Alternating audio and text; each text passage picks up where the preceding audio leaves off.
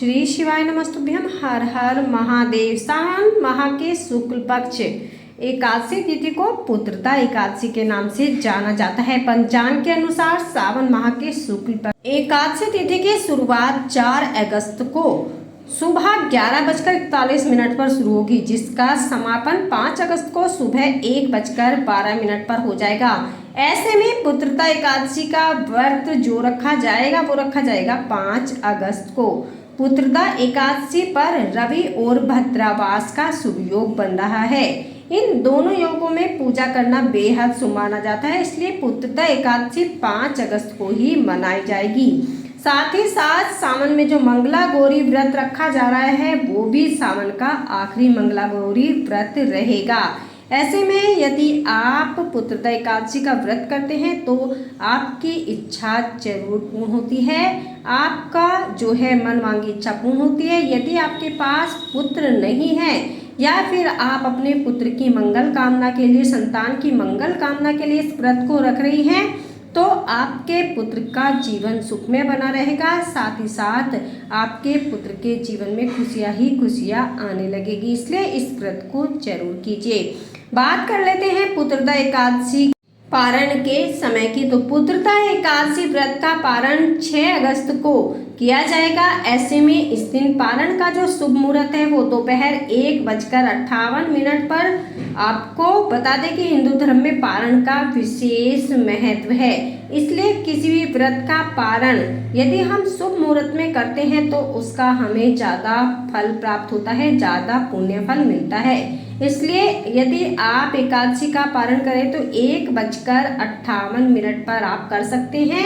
ये बेहद शुभ समय माना जा रहा है। अब बात कर लेते हैं अगस्त में पड़ने वाली दूसरी एकादशी के बारे में। भाद्रपद मास के कृष्ण पक्ष की एकादशी तिथि को अजा एकादशी के रूप में मनाया जाएगा। पंचांग के अनुसार इस बार अजा एकादशी व्रत की तिथि 19 अगस्त को है। वैदिक पंचांग के अनुसार एकादशी तिथि का आरंभ 28 अगस्त को शाम 5:22 से हो जाएगा। इस तिथि का समापन 19 अगस्त को शाम 3:32 पर होगा। ऐसे में 19 अगस्त को अजा एकादशी का व्रत रखा जाएगा।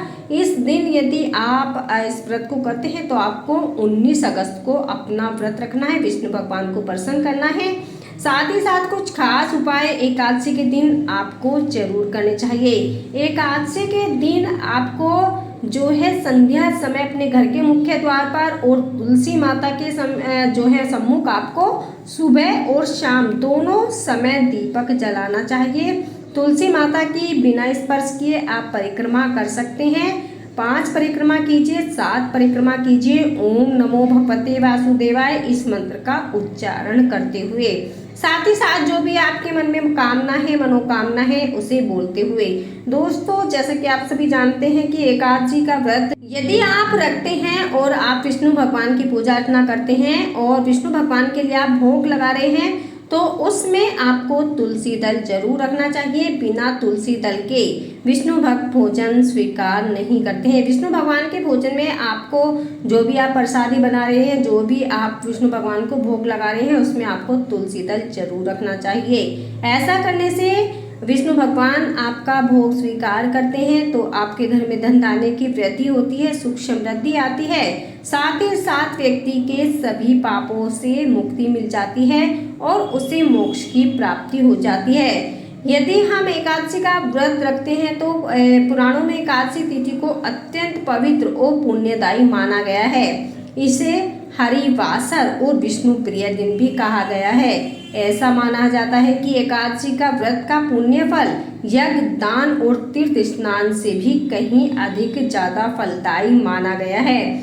इसलिए एकादशी व्रत जो है गरुड़ पुराण और पद्म पुराण में भी एकादशी व्रत की महिमा का वर्णन किया गया है कि यदि हम एकादशी का व्रत कर लेते हैं तो हमारे जन्म जन्मांतर उतर जाते हैं। बहुत ज़्यादा हमारी 7 पीढ़ियाँ जो है धन धान्य से परिपूर्ण रहती है, सौभाग्य से परिपूर्ण रहती है, साथ ही साथ सुख समृद्धि बनी रहती है। इसलिए आप एकादशी का व्रत कीजिए, साथ ही साथ ओम नमो भगवते वासुदेवाय नमः इस मंत्र का जो है आप उच्चारण पूरे दिन करते रहिए। कमेंट बॉक्स में भी ओम नमो भगवते वासुदेवाय जरूर लिखिएगा। साथ ही साथ वीडियो को 3 भक्तों के पास शेयर कीजिए, लाइक कीजिए और चैनल को सब्सक्राइब जरूर कर लीजिए। अब बता देते हैं खास उपाय के बारे में। यदि आप विष्णु भगवान को एकादशी के दिन पीला पुष्प अर्पित करते हैं तो आपकी कैसी भी इच्छा हो वो जरूर पूर्ण हो जाती है। आप लगभग 7 एकादशियों पर विष्णु भगवान को पीला पुष्प अर्पित करके देखिए और फिर देखिए आपकी इच्छा कैसे चुटकियों में पूर्ण हो जाती है। ओम नमो भगवते वासुदेवाय, ओम नमो भगवते वासुदेवाय इस मंत्र का उच्चारण आप लगातार करते रहिए।